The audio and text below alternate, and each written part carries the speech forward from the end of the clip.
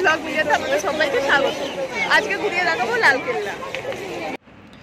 লালকেল্লার এখান থেকে আমরা টিকিট কেটে নিলাম 50 টাকা করে টিকিট। এবার আমরা টিকিট কেটে চলে যাব লালকেল্লার অন্তরে, ঘুরে দেখব লালকেল্লার আনাচে কানাচে। আজ জানবো অনেক অজানা তথ্য, তার জন্য তো আপনাদের শেষ পর্যন্ত থাকতে হবে। শাহজাহানের রাজধানী তখন আগ্রা, কিন্তু এই আগ্রা থেকে সারা ভারত সামলানো প্রায় অসম্ভব হয়ে উঠেছিল শাহজাহানের পক্ষে। মোগল সম্রাট শাহজাহান অনেক দিন থেকে ভাবছিলেন তার রাজধানী আগ্রা থেকে স্থান পরিবর্তন করার জন্য। সবার পরামর্শ নিয়ে তিনি সিদ্ধান্ত নেন আগ্রা থেকে তার রাজধানী দিল্লিতে প্রতিষ্ঠিত করবেন। তার জন্য তো দরকার ঠিকঠাক বাসস্থান নির্মাণ। সম্রাট বলে কথা যে বাসস্থানও তো হওয়া উচিত সেই রকমই, কারণ এখান থেকেই তো তাকে ভারতীয় উপমহাদেশের এই বিশাল সাম্রাজ্য শাসন করতে হবে। তারপর তৈরি হলো সুবিশাল লালকেল্লা। কথা বলতে বলতে আমরা চলে এলাম লালকেল্লার দরজার সামনে, আর আমরা ভেতরে প্রবেশও করে ফেললাম। এবার আপনারা একটু সঙ্গে থাকুন আর দেখতে থাকুন। লালকেল্লা নির্মাণ করতে সময় লেগেছিল প্রায় 10 বছর। 1638 সালে লালকেল্লা নির্মাণ শুরু হয়। 1648 সাল পর্যন্ত চলে নির্মাণ কাজ। সেই সময় এই বিশাল লালকেল্লাটি তৈরি করতে মুঘলরা কোটি কোটি টাকা খরচ করেছিল। লালকেল্লার ভেতরে ঢুকেই একটা মার্কেট পাবেন। এখানে আমরা অনেক জিনিসপত্র কেনাকাটি করে নিতে পারবেন।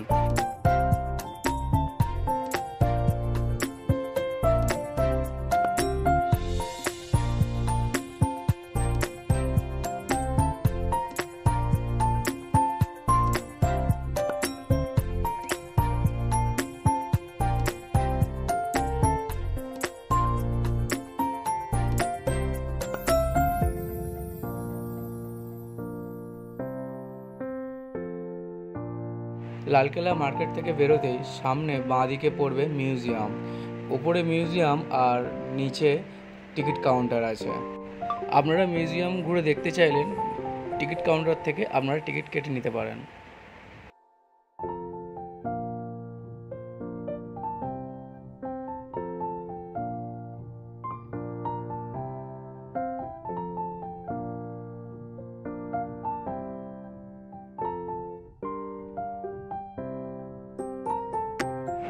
এই ভবনটি যে দেখতে পাচ্ছেন এটি নওয়াবতখানা। এখানে সম্রাটদের জন্য গানের আসর বসানো হতো।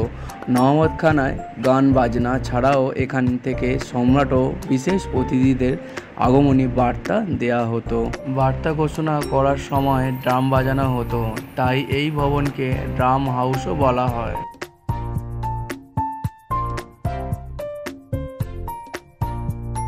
নওয়াবতখানার ঠিক পেছনে দেওয়ানি আম। নওয়াবতখানার দেখার পর আমরা এগিয়ে চললাম দেওয়ানি আমের দিকে। দেওয়ানি আমের সবচেয়ে বড় বৈশিষ্ট্য হলো আপনি যেদিকে তাকাবেন সেদিক থেকে প্রতিটি প্লেয়ার দেখতে পাবেন। একই সাথে যেদিক থেকে তাকাবেন শাহজাহানের সিংহাসনও দেখতে পাবেন, অর্থাৎ প্রজারা যেখানে বসতো সেখান থেকে সম্রাট শাহজাহানের সিংহাসনও দেখতে পাওয়া যেত। সম্রাট শাহজাহান এখান থেকে আম জনতার সাথে সাক্ষাৎ ও বিচার সাদেশ করতেন। সবথেকে বড় কথা কি জানেন? সম্রাট শাহজাহান যে সিংহাসনে বসে দেওয়ানি আম থেকে আম জনতার সাথে কথা বলতেন সেই সিংহাসনটি আজও রয়েছে। চলুন আপনাদের ওই সিংহাসনটি এবার কাছ থেকে দেখাই।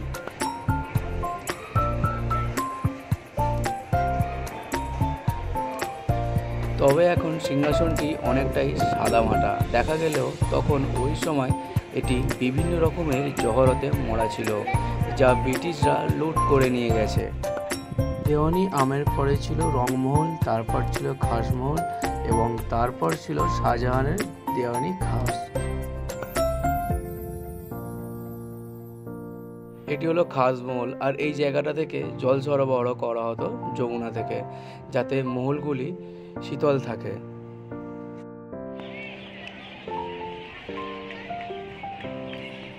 খাসমহল আর দেওয়ানি খাস এই দুটি মহল ছিল স্বর্ণে মোড়ানো।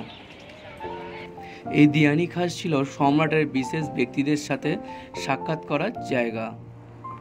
খাসমহল ছিল সম্রাটের একেবারে প্রাইভেট রুম। এই দেওয়ানি খাস মহলে ছিল সম্রাট শাহজাহানের 1150 কেজি স্বর্ণের দিয়ে তৈরি জগৎ বিখ্যাত ময়ূর সিংহাসন। আজও কিছু কিছু জায়গায় খুব ভালো করে লক্ষ্য করলে স্বর্ণের কিছু লেগে থাকা প্রলেপ দেখতে পাওয়া যায়। সাদা মার্বেল পাথরের মধ্যে রঙিন পাথর ভেতরে ঢুকিয়ে পার্লিশ করে তৈরি করা হয়েছে এই ফুল লতাপাতা অসাধারণ সব নকশা। বিষয়টি এখন খুব সহজ মনে হলেও কল্পনা করে দেখুন 400 বছর আগে তখন কোনো মেশিন ছিল না। তখনকার কারিগররা পাথর কেটে এমন সুন্দর ডিজাইনগুলো তৈরি করেছিল। একটু ভালো করে অনুভূতি করুন তো, সম্রাট শাহজাহান যে জিনিসপত্রগুলো বানিয়েছিল তার নিজের পছন্দের ডিজাইনগুলো এত নিখুঁত করে, সেগুলো আজ আমরা স্পর্শ করতে পারছি। এবারে চলে আসি সম্রাট শাহজাহানের পুত্র ঔরঙ্গজেব।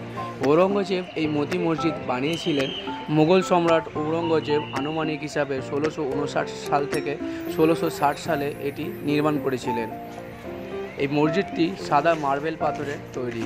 এই যে আপনারা দেখতে পাচ্ছেন, এটা হলো মোতি মসজিদের দরজা। এটা দিয়ে সম্রাট ঔরঙ্গজেব মসজিদের ভেতরে প্রবেশ করতেন। আর এই যে আমাদের বাইরে থেকে জানলা দিয়ে দেখাচ্ছি ছোটো ছোটো ছিজুর ভেতর দিয়ে, এখানে বসে সম্রাট ঔরঙ্গজেব নামাজ পড়তেন বা উজু করতেন। যতটুকু পারলাম আপনাদের এই ছোট ছোট ছিদ্র দিয়ে মসজিদের ভেতরটা দেখানোর চেষ্টা করলাম।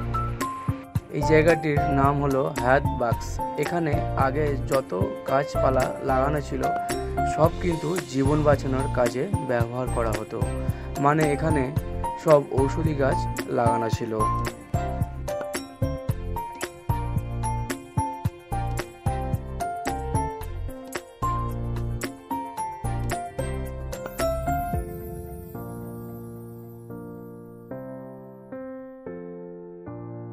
মুঘল সম্রাট শাহজাহান লালকেল্লার ভেতরে বৃষ্টি উপভোগ করার জন্য আরও দুটি ভবন তৈরি করেছিলেন। এই জায়গাতেই দুটি ভবন তৈরি করেছিলেন সম্রাট শাহজাহান। একটির নাম হলো শ্রাবণ আর একটির নাম হলো ভাদন।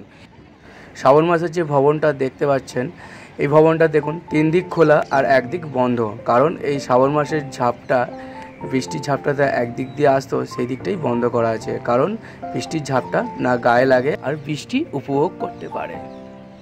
শ্রাবণ আর ভাদ্র এই দুটি ভবনের মাঝখানে আছে সামার প্যালেস। সামার প্যালেসের চারিদিকটা জলে ভর্তি করা হতো, যাতে শীতল বাতাস আসে আর ভবনটি ঠান্ডা হয়ে থাকে। যতটুকু পারলাম লালকেল্লার ভিতরটা আপনাদেরকে ঘুরিয়ে দেখালাম। আশা করি ভিডিওটা দেখে ভালো লেগেছে। একটা তো লাইক করা যেতেই পারে বলুন, আর সাবস্ক্রাইব করে দেবেন নতুন বন্ধু হলে। 7:30 বেজে গেছিলো, সিটি কাকা সিটি বাজিয়ে দিয়েছে, আমাদের এবার বেরিয়ে যেতে হবে। Thank you. প্রথম থেকে শেষ পর্যন্ত পাশে থাকার জন্য আপনাকে অসংখ্য ধন্যবাদ।